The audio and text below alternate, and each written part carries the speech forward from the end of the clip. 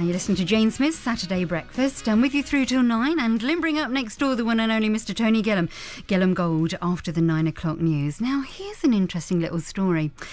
In between the screws, rivets, paintbrushes and plugs hides a fascinating history. Walking into J.H.Adams hardware store in Littleport is like walking back in time. But all of this is about to go, except for a project which is trying to keep the memories alive.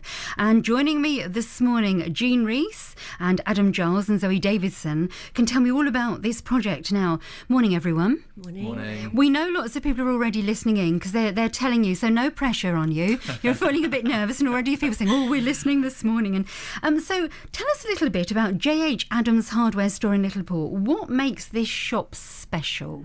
Well, J.H.Adams and Sons Ironmongers Main Street in a conservation area of Littleport was built in 1893 and has traded as Adams for over 100 years. It has everything from screws to rivets, as you've just said, and it's a very special place in the community.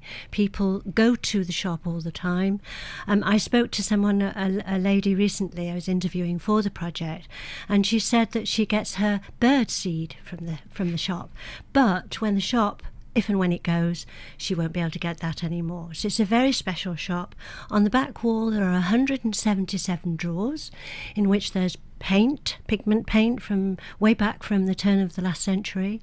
There are the rivets and screws, everything is there. These shops are so special. There are so few of them left and I love them. You can spend hours in there, can't you? And it's when you say, how many screws do you want? Oh, I only want 2, that's all right, and put them in a packet. I just love places like that. So there is a chance then that the shop may be closing, and so the project is going to gather all the memories, and then what's going to happen? Well, we have working as there's 10 creative people working together. The project came together under the word garden through thinking about the last of the Adams family, a daughter, the last daughter, called Doris Elizabeth Adams. And she worked in the shop.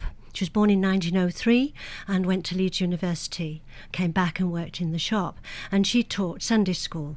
So out of that, because we were all working together and thinking about what can we do, how can we save the inside of the shop, for instance, we started thinking about what we could actually do. So there is going to be a film made, which Adam is involved with.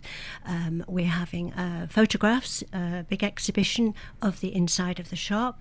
We're having a scale model made, which is already we've seen mock-ups of that, which is absolutely incredible, with small detail, absolute detail. It's going to be quite big and portable, and that will be good.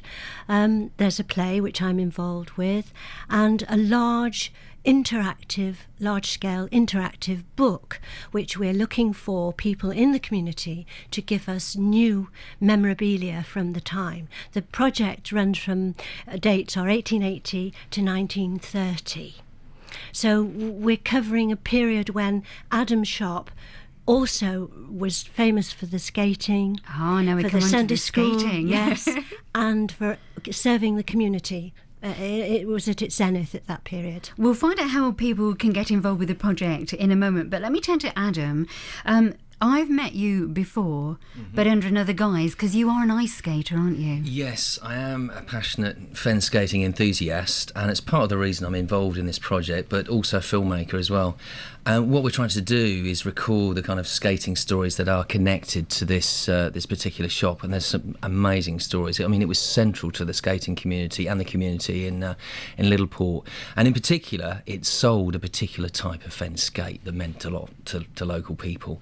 So it used to have the franchise for this selling of skates, a particular skate that was made in Norway, and a lot of people in the area bought this particular type of skate. And what we want to do is try to connect with the local people, hear some of those stories, and also connect back to the shop as well, because a lot of people actually bought those skates from the shop.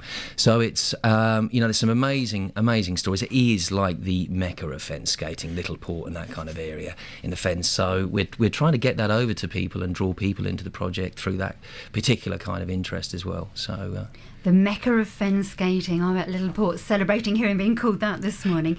So, Jean, if people want to get involved with the project, how can they help you and how can they get involved? Because people are probably saying, I know about Adam's shop. How can they actually come along and get involved? Well, we're having a launch on Saturday, the 26th of November, at YPL, which is Young People Littleport, which is on Granby Street, which actually figures in the project quite largely because part of the work we're doing, shops were there on Granby Street, and we're mentioning all the local things that happened. So if anybody would like to come to that, it's between 10 o'clock and 12. So that's Saturday the 26th of November. YPL. We like people also to look at Facebook because Adam and Richard have put together a magnificent website. All of this is being funded by the Heritage Lottery Fund. We were very fortunate to have full 100% funding for the project. There are 10 people involved. We have a professional archivist involved. So, and of course ADEC is heavily involved. They're running the project for us. So anything that people have from anything, I mean, grandmothers, great-grandmothers, so we're talking to children at school. We have 3 schools involved, King's School, Millfield School, and Littleport Community Primary School. And they have grandmothers and great-grandmothers still alive. So we're looking for them, children, to bring in things like beads, bus tickets, photographs, records, tickets, anything that can be dated in that period. So we're talking 1880 to 1930, relating to J.H.Adams in Littleport, and the project is launched on Saturday the 26th of November between 10 and 12 at YPL Granby Street in Littleport, and you really would like as many people to come along as possible. Yes, please. Lovely. Thank you so much. It's Jean Rees-Adams, Giles, Zoe Davidson. Zoe was very quiet in the corner, but she's loved being here anyway.